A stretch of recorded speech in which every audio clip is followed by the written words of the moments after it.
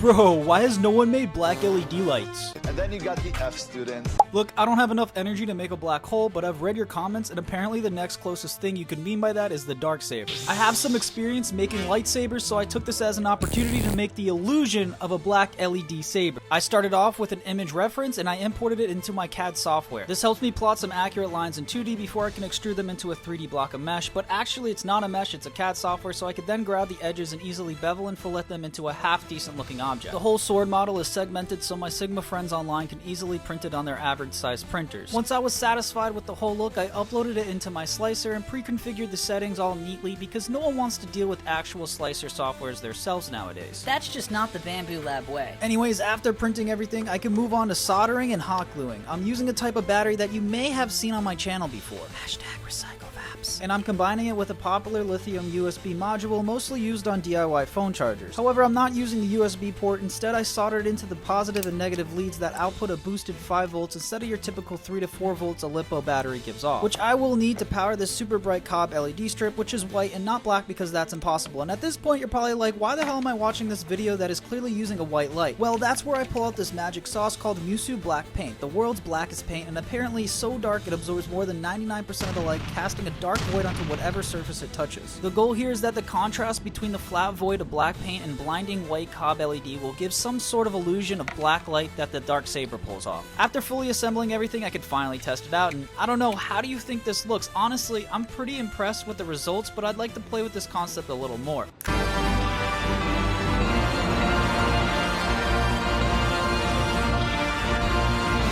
Thank you, and please like and share the video, or else I'll send you to the void.